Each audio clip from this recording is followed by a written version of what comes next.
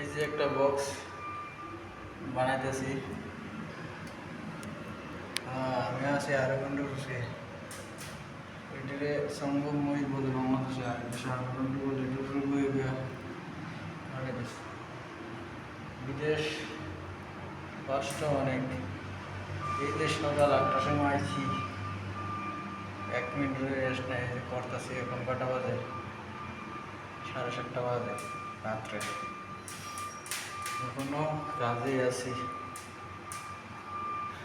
বিদেশ জীবনটা খুবই কষ্টদায়ক। কাজ করলে না টাকা পাবেন, না করলে কই পাবেন?